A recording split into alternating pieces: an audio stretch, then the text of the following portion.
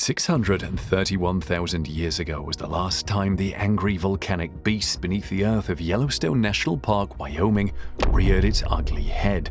Reports have it that it may take another 100,000 years for the Yellowstone volcano to erupt again, but the recent rise in the volcanic uplift doesn't seem to agree with this timing. Yellowstone officials have noticed this uplift rising and are closing down the park. Going by its previous eruptions, the Yellowstone volcano is an unquestionably devastating force when it bursts out onto the surface in all its glory. Even while it sleeps, this volcano is one of the largest and most violent magma bodies in the world. It has turned more than 2 million acres of land into a wasteland covered with acidic, hot, and incredibly deadly springs and geysers. Several unfortunate animals and humans have lost their lives because of these dangerous water bodies. One can only imagine the devastation this volcano will cause if it erupts. So will this recent uplift finally cause the volcano to erupt? Have the officials made the right decision by shutting down the park? Join us as we explore why Yellowstone officials just closed down the park and said that the volcanic uplift is rising. Yellowstone National Park is nothing like your typical park covered with green grass and beautiful stone park benches. In fact, it is quite the opposite. Established in 1872, Yellowstone National Park is widely acknowledged as the world's first national park. Yellowstone National Park is a wilderness recreational area sitting right on top of a volcanic hotspot. It has dramatic natural geologic and hydrothermal features, some of which are unique to this geographical location. Alpine rivers and lush forests, gushing geysers including Old Faithful, which is arguably the most popular geyser in the world, and Steamboat Geyser, the largest active geyser in the world, are all found in Yellowstone. It is an amazing scene to take in. Yellowstone National Park is home to America's largest buffalo herd, wolves, grizzly bears, and other fascinating wildlife. It has the highest concentration of geysers and hot springs than any other location on the face of the planet. It truly is a wonderful location, but beneath the surface, it is an entirely different story. Just 3 miles below the ground surface in some points, it is one of the largest magma bodies in the entire world and the largest supervolcano on the continent. It is so hot and close to the surface that the ground above it looks like it's melting. Yellowstone National Park is located in a northwestern corner of Wyoming, but part of it extends into the neighboring states of Idaho and Montana. But the volcano itself is majorly located in Wyoming. Often, as the molten and semi-molten rock that makes up the magma beneath the Yellowstone ground feeds upward into a magma reservoir located very close to the surface, the ground swells. The park is home to more than 10,000 hydrothermal features, including hot springs, geysers, mud pots, and fumaroles. Up to 50% of the hydrothermal features on the Earth's surface are concentrated in Yellowstone National Park. The water bodies on the surface are acidic and very near boiling point. The geysers are violent and have a gory history of killing animals and humans by boiling them and dissolving their bodies. The activity of this volcano has been closely and continuously monitored since 1923. But in relatively recent times, the activity of the magma caused the ground to swell and rise by up to 25 centimeters, almost 10 inches. The rise began to subside, signifying that the magma was cooling down and solidifying. This was an early indication to the scientists who have been monitoring the activity of this supervolcano that this sleeping giant may be ready to wake up. The detection of a huge, sudden uplift, a clear sign of a global disaster about to happen while this sleeping giant stirs occasionally, is something scientists have not seen anything quite like. As this realization dawned on the scientists and the entire country, another realization began to surface. No one knew exactly what to expect if this volcano does erupt. Within the last decade, this volcano has started to rise at the fastest rate that has ever been recorded. Speculations that the volcano is only likely to erupt in the next 100,000 years are beginning to quiet down, and even the scientists who are of the opinion that Yellowstone was a dormant volcano have begun to entertain second thoughts. Everyone has started to prepare for the possibility of this volcano suddenly erupting. To try and figure out what to expect from a potential Yellowstone eruption, scientists have resorted to studying the previous 3 known eruptions. All 3 eruption events were of colossal proportions. The evidence of the most recent one, which occurred over 600,000 years ago, is still evident across the large expanse of land that makes up Yellowstone National Park. The first eruption occurred approximately 2.1 million years ago and is known as the Huckleberry Ridge eruption. It ejected over 580 cubic miles of volcanic ash, gases, magma, and other material. This earned it its place as the largest known eruption in the history of Yellowstone and the entire North America within the last few years. Mesa Falls was the second known Yellowstone eruption. It occurred 1.3 million years ago, and it created a caldera known as Henry's Fork Caldera, which is located west of Yellowstone. This eruption produced just 67 cubic miles of volcanic material, making it the smallest of the 3 Yellowstone eruptions. The third major Yellowstone eruption is called the Lava Creek eruption and is the most recent known Yellowstone eruption. The material it ejected was less than half of that ejected during the Huckleberry Ridge eruption, but it covered a wider surface area than the Huckleberry Ridge. Huge amounts of volcanic ash and gas were spewed out with great force along with the magma and other volcanic debris. The events were devastating. Unfortunately, the devastating effects of this monster were not limited to the boundaries of Yellowstone National Park. What's horrifying is that the magma and volcanic debris covered most of the continental US. In fact, some of the material from this eruption has even been found as far away as Louisiana, which is on the opposite end of the continent, miles away from Wyoming. After these devastating eruptions, the Yellowstone volcano sucked in trees, mountains, and everything else that it could as it collapsed in on itself and formed a depression that still exists today. This depression is known as a caldera, the Yellowstone caldera. The closest comparable volcanic eruption that has occurred in recent times is the infamous Mount St. Helens volcanic eruption in 1980.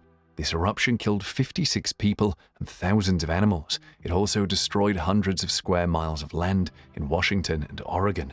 While the St. Helens eruption may be a good comparison, it's still nothing similar to the last Yellowstone supervolcano eruption, which is estimated to have been 1,000 times greater in magnitude than that of St. Helens. The last Yellowstone blast must have covered a large fraction of the continent in complete darkness because of all the hot ash, molten rock, and deadly gases that were shot up thousands of meters into the atmosphere. The magma and gases moved with incredible speed across the entire region, leaving nothing standing in its path. Everything was charred and the landscape was covered in blackness and ash. The Yellowstone caldera is the spot with some of the greatest evidence of the last eruption. This depression is 30 miles wide and 45 miles long, and the thick volcanic debris left over from the eruption is still visible in an area called the Lava Creek Tuff. Everyone is hoping for the best, but the geological evidence cannot be ignored. A gigantic volcanic eruption like the one that occurred over 600,000 years ago is not something anyone or even any country can appropriately prepare for. It will be a destructive event. So while not denying the possibility of an eruption, scientists are hoping for the best. A minimal volcanic event such as hydrothermal explosions, which are eruptions of steam and hot water rather than molten rock, or lava flows. Lava flows are volcanic events where lava slowly flows out of crevices and slowly runs over the ground for a few days, months, and maybe even years. They're also a type of magmatic eruption, but they aren't nearly as destructive as a full-blown caldera-forming eruption. They're also rarer occurrences, but a much more preferable option to a full-blown eruption. The last time a lava flow occurred out of the Yellowstone caldera was about 70,000 years ago, but before then there have been about 30 other lava flows after the full-scale eruption that happened over 600,000 years ago. However, even though it has been 70,000 years since the last lava flow, some traces of this volcanic event, such as rock layers, can be seen by hikers along the Yellowstone trails, and some lava strata can be clearly seen at the Grand Canyon of Yellowstone. Meanwhile, Yellowstone officials also detected a massive chunk of magma that has started pulsating, and now scientists aren't sure whether it's realistic to hope for minor volcanic events like hydrothermal explosions or lava flows. The underground activity has reached a certain level that has increased speculations about when the volcano will erupt and the intensity of that eruption. The frequency of earthquakes in the Yellowstone region has increased in recent times. On average, 1,000 to 3,000 earthquakes occur every year in Yellowstone. Some of these earthquakes are very mild tremors and some even go unnoticed, but with some of the best equipment for detecting and measuring earthquakes, scientists are able to gauge the level of activity of the magma pool below. The magma pool underneath the ground of Yellowstone National Park has a reservoir just beneath the surface very close to the ground. This reservoir is known as the magma chamber. The earthquakes, whether noticeable or unnoticeable by humans, give scientists indications about how fast the magma chamber is filling up. As the earthquakes increase in intensity and frequency throughout the park, it may be an indication that a fresh batch of magma is being fed into the magma chamber. It's difficult to predict with accuracy precisely what these quakes mean for Yellowstone National Park. Nobody knows for sure what Yellowstone will do next. Apart from the inferences that can be derived from studying the distant, destructive past of the Yellowstone volcano, not much else can be said. These observations from the studies of the previous volcanic eruptions of the Yellowstone supervolcano can't be accurately relied upon to predict what the volcano will do next because of how long ago the eruptions occurred. The Yellowstone National System Alert even announced the massive dome-shaped uplift is still increasing in size. This is a clear, unquestionable sign of increasing volcanic activity beneath the earth of Yellowstone National Park. As the volcanic uplift keeps rising, Yellowstone officials have been left with no other option than to close down the park, making it inaccessible to visitors and even some researchers alike. This mini-lockdown situation was instituted for the safety of people in the case of a pending volcanic eruption which seems closer now than it has ever been in the last 600,000 years. It's very likely that for the human population to be adequately protected, Yellowstone National Park officials and the federal government may have to do much more than close down Yellowstone National Park, especially if a full-blown volcanic eruption occurs. In the case of volcanic eruptions such as the one that occurred 600,000 years ago, whole cities will have to be evacuated in order to protect human lives and property. While an evacuation of this magnitude has never been carried out before, in the event of a volcanic threat, people in surrounding towns and even states may have to move out to faraway states. However, there is still no assurance that this will do any good. A supervolcanic eruption of the magnitude that Yellowstone is capable of will be so devastating that very few states, if any, in the United States continent will go unscathed. On the other hand, because of the dangerous state of the water bodies, visitors to Yellowstone National Park are heavily advised to always walk on boardwalks and designated trails and not to touch any of the hydrothermal features. Apart from being extremely hot and acidic, there is something else quite bizarre about the surface water bodies in Yellowstone.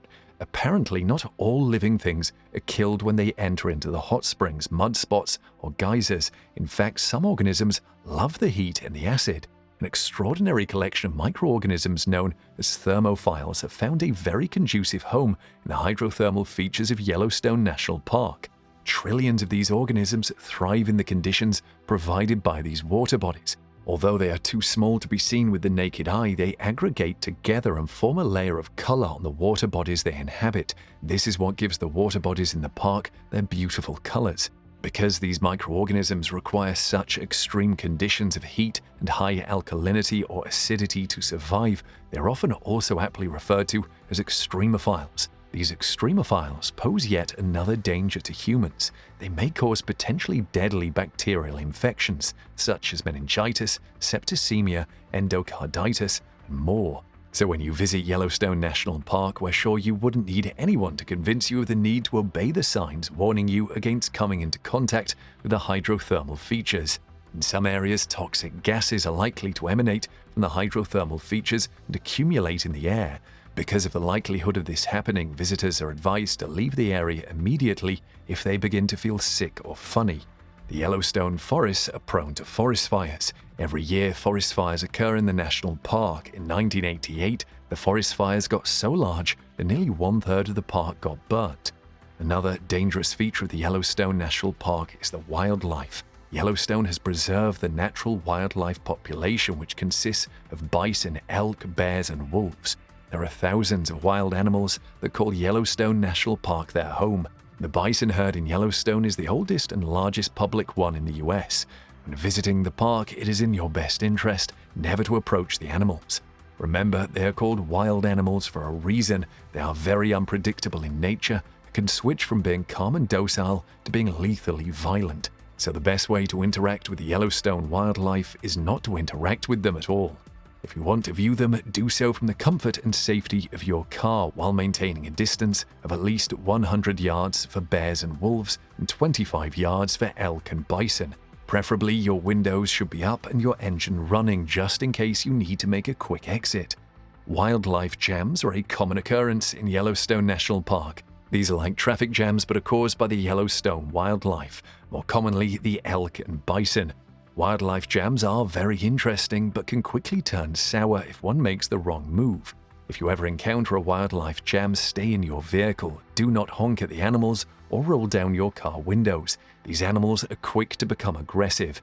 But if you stick to the rules, you aren't likely to be hurt by any of these animals. In fact, in Yellowstone National Park history, hot springs have injured way more people than encounters with the local wildlife.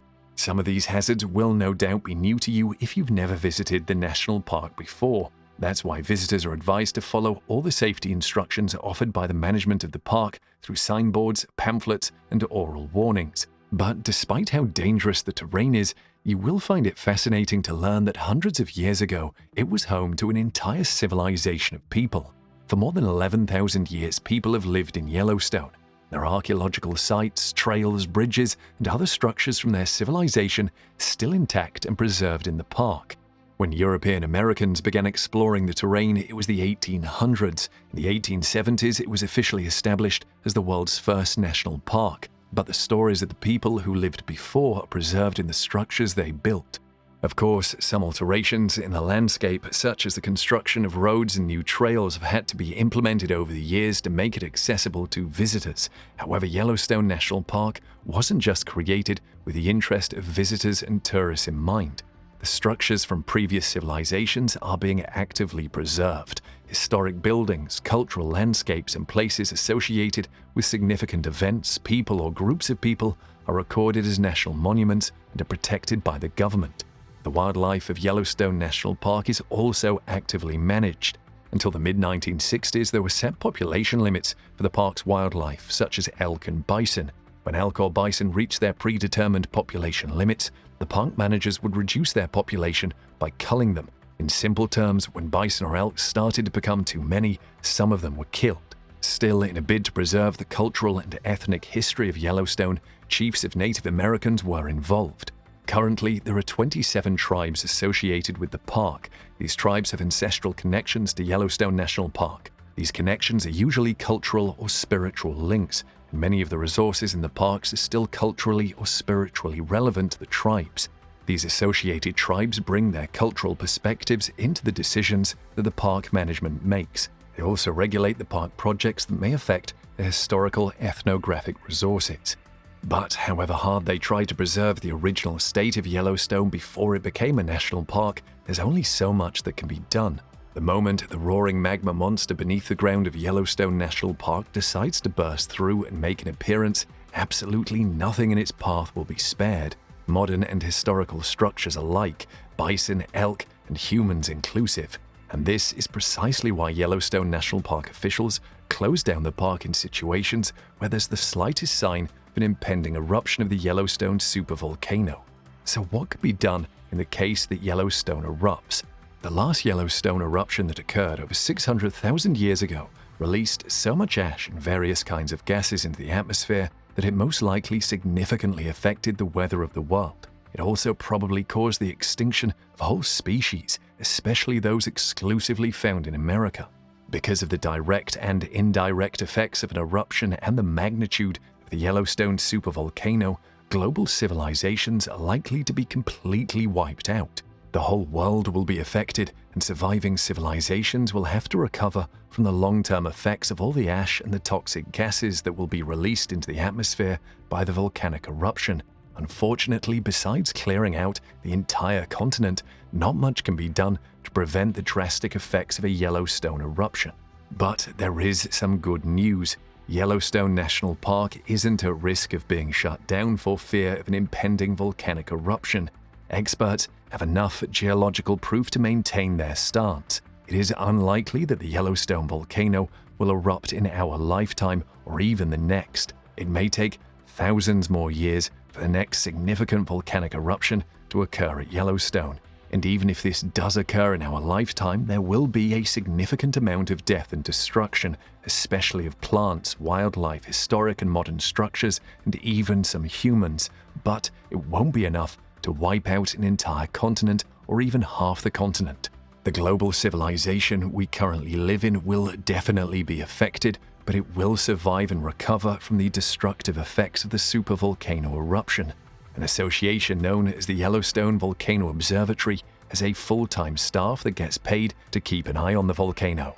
In fact, some scientists are convinced that there will likely never be another supervolcano eruption, not from Yellowstone volcano or any other supervolcano in the world. Scientists have been able to discover that the magma chamber beneath Yellowstone National Park is only 5 to 15% molten. You probably already have a good idea of what this means. Still, to put that in perspective, these scientists believe you have a greater chance of being killed by a lightning strike or even a piano than by molten magma from the Yellowstone volcano.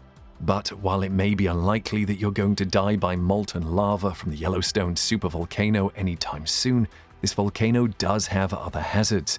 These hazards may not be as fatal as a supervolcano eruption, but they are fatal nonetheless. One such hazard is hydrothermal explosions. With almost no warning, Yellowstone's thermal features may spontaneously erupt as geysers that fling rocks in all directions. These hydrothermal explosions form craters, some smaller than others. The small ones occur more often and typically impact an area that is just about 10 feet wide in diameter. Large hydrothermal explosions occur less frequently. These explosions can hurtle rocks and spew hot water to a distance of up to a few thousand feet. These hydrothermal explosions are random. On average, only one occurs every 2 years. Hopefully, when they do, few or no visitors will be around. Another hazard is large earthquakes. There are thousands of earthquakes every year in Yellowstone, while some are so small they may go unnoticed except by the use of special equipment. Some are large quakes. These earthquakes are very rare and may occur as little as twice a century, but they aren't easy to predict and can cause quite a lot of damage. Let us know what you think in the comments section below.